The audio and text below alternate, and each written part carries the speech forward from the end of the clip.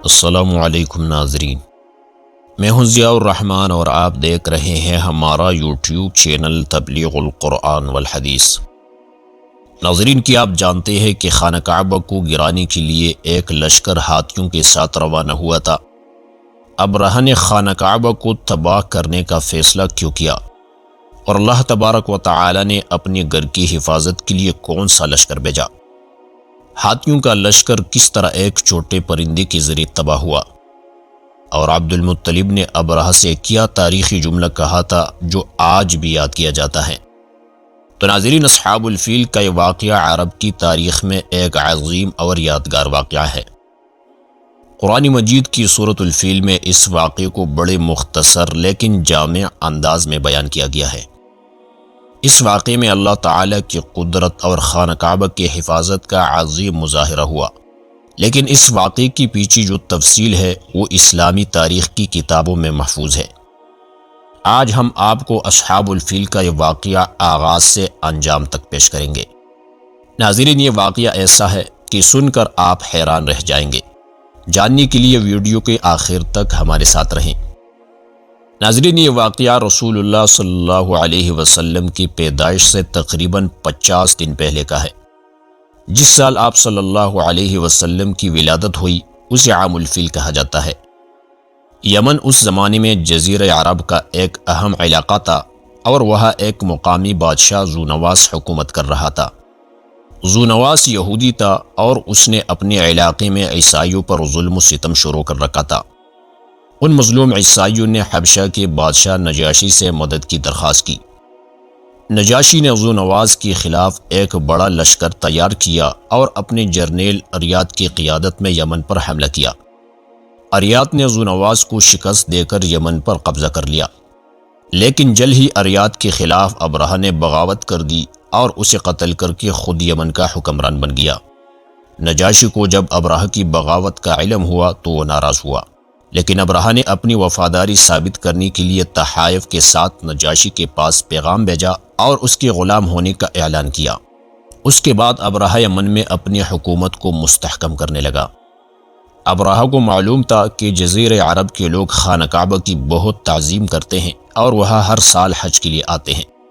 ابرہہ نے چاہا کہ یمن کو مذہبی مرکز بنایا جائے تاکہ لوگ خانہ کعبہ کے بجائے یمن کا رخ کریں اور اس سے اس کی حکومت اور معیشت کو فائدہ ہوں۔ چنانچہ اس نے صنعاء شہر میں ایک عظیم الشان گرجا تعمیر کیا جسے القلیس کہا جاتا تھا، تاکہ خانہ کعبہ کی اہمیت کو کم کیا جا سکے۔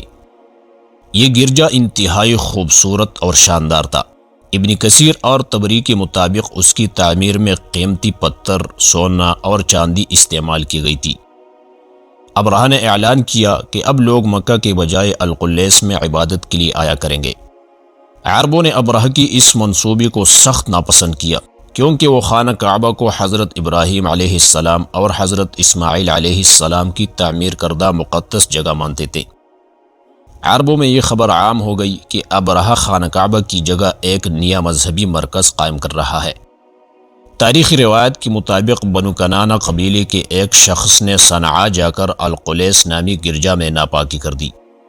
بعض تاریخی روایات میں یہ بھی ذکر ملتا ہے کہ اس شخص نے گرجا کی دیواروں پر غلاظت ڈال دی۔ جب ابرہہ کو اس کا علم ہوا تو وہ سخت غضبناک ہوا اور اس نے قسم کھائی کہ وہ خانہ کعبہ کو ضرور منہدم کرے گا۔ چنانچہ ابرہہ نے ایک عظیم لشکر تیار کیا جس میں حبشی فوج اور عرب قبائل کی سپاہی شامل تھے۔ اس لشکر میں کئی ہاتھی بھی شامل کیے گئے جنہیں خانہ کعبہ کو گرانے کے لیے لایا جا رہا تھا۔ ابرہہ کے ساتھ سب سے بڑا ہاتھی تھا جس کا نام محمود تھا۔ اس لشکر نے صنعاء سے مکہ کی طرف سفر شروع کیا اور راستے میں کئی قبائل نے اس کی مزاحمت کی۔ ابرہہ کے لشکر نے جب مکہ کی طرف سفر شروع کیا تو کئی قبائل نے اس سے جنگ کی، لیکن وہ ابرہہ کا راستہ نہ روک سکے۔ ابرہہ نے بنو خثعم کے علاقے میں ان کے خلاف جنگ کی اور انہیں شکست دے دی۔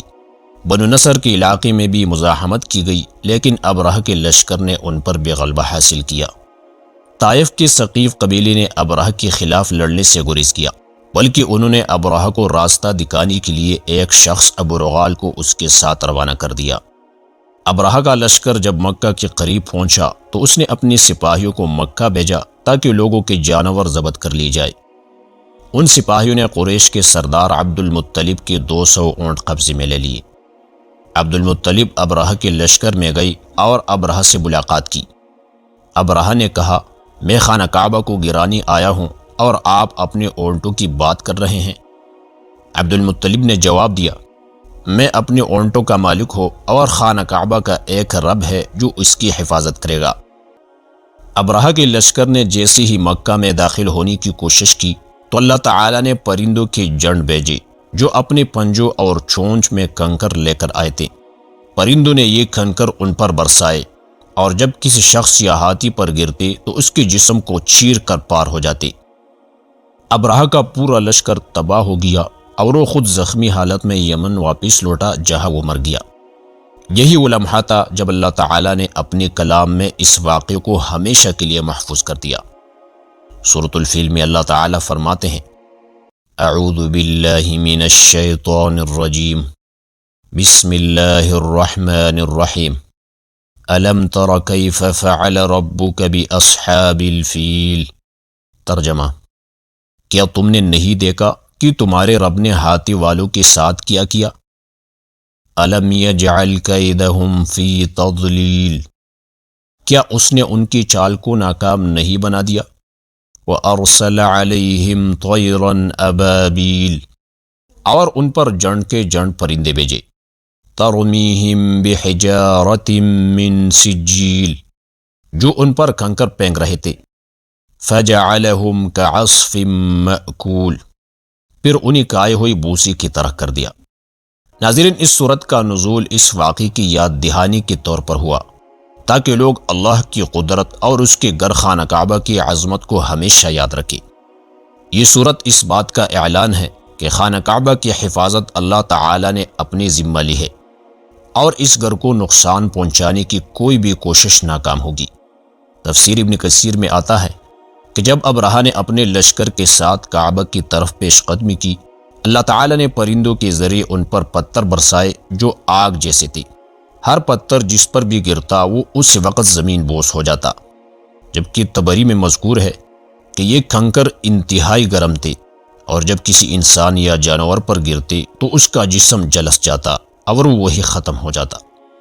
ناظرین، یہ واقعہ ہمیں سکھاتا ہے کہ اللہ تعالیٰ اپنی مقدس مقامات کی حفاظت خود فرماتے ہیں، اگرچہ دشمن کتنا ہی طاقتور کیوں نہ ہو۔ جب اللہ کی مدد آتی ہے تو وہ بے بس ہو جاتا ہے۔ اس کے علاوہ یہ صورت اہل مکہ کے لیے ایک عظیم نعمت کا اعلان ہے کہ اللہ تعالیٰ نے انہیں ہر طرح کی بیرونی خطرے سے محفوظ رکھا۔ ناظرین، امید کرتے ہیں کہ ہماری ویڈیو آپ کو پسند آئی ہوگی۔ اگر ویڈیو پسند آئی ہوں تو ویڈیو کو لائک، شیئر اور کمنٹ میں اپنے رائے کا اظہار ضرور کیجیے گا، اور اگر آپ اس قسم کی مزید ویڈیوز دیکھنا پسند کرتے ہیں تو ہمارے چینل تبلیغ القرآن والحدیث کو سبسکرائب کریں۔